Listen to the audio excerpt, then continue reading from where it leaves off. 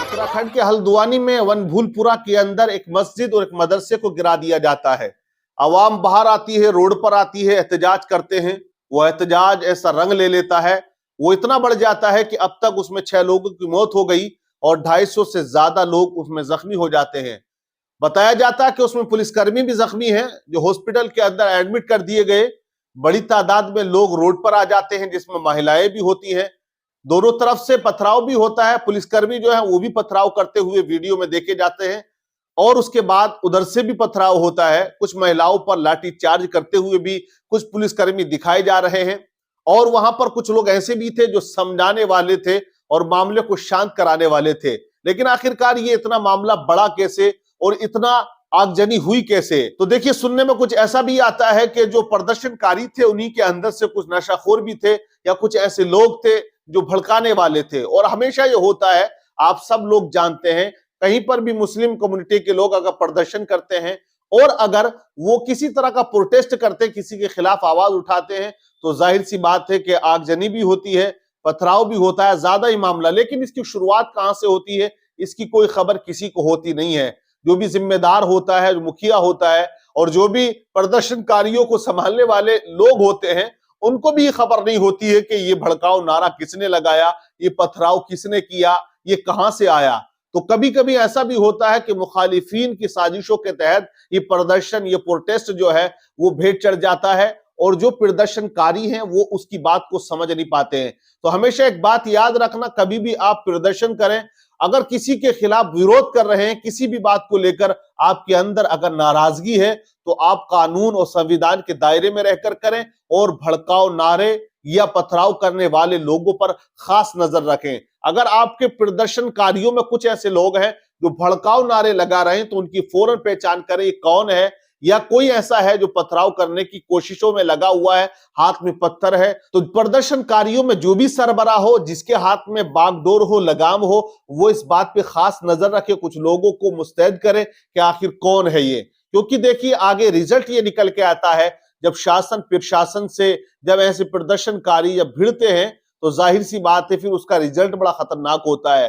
गिरफ्तारियां भी होती हैं, केस भी लगते हैं, फायर भी होती है और बहुत से ऐसे हैं जो बेकसूर लोग होते हैं, वो भी इसकी जद में आते हैं। बहुत सौ के घर तबाह हो जाते हैं। अब यहाँ जिन लोगों की मृत्यु हुई है, उनके घर वाले वाकई गम और सदमे में होंगे, क्योंकि हालात वहां के बेकाबू थे।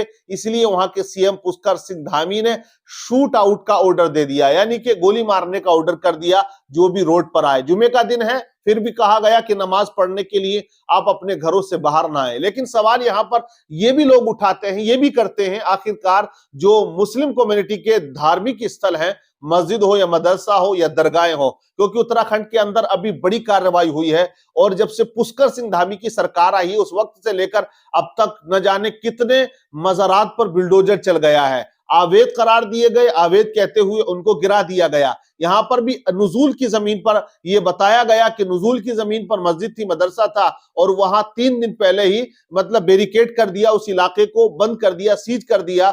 आज जो है वो तोड़ने के लिए गए गुरुवार के दिन, तब जाकर ये हंगामा आराई होती है और ये मामला निकल के बाहर आ जाता है। तो अब सवाल यहां पर ये भी उठाए जाते हैं कि क्या एक ही खास कम्युनिटी के जो धार्मिक स्थल हैं, क्या वही अवैध जगहों पर हैं, या दूसरे जो कम्युनिटी के लोग हैं, मंदिर है, चर्च है, गिरजाघर है और भी जितने हैं, क्या वो किसी अवैध जगह पर बने हुए नहीं है? तो आखिरकार कार्रवाई सिर्फ मस्जिद या मदरसे पे क्यों होती है? ये तो इस बात को लेकर मुस्लिम कम्युनिटी के अंदर एक गम और गुस्से की लहर दिखाई देती है। और भी सवाल किए जाते हैं मुफ्ती सलमान अजहरी साहब की, जैसे कि आप जानते हैं कि अभी तक जमानत ना हो पाई।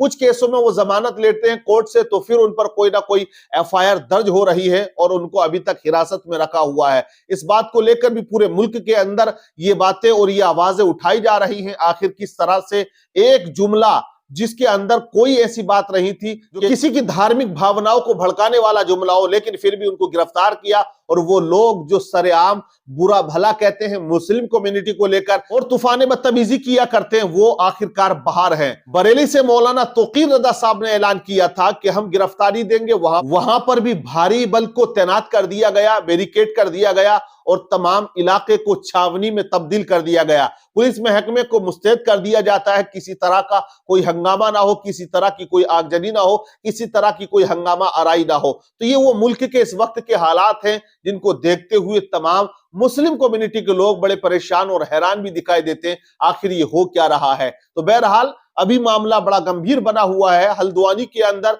और कर्फ्यू नाफिज कर दिया है। आसपास के जो जिले हैं, उधम सिंह नगर जिले के अंदर भी धारा 144 को लगा दिया गया है और भी इलाके में 144 लगाई गई, लेकिन पूरे हल्द्वानी के अंदर कर्फ्यू नाफिज कर दिया है।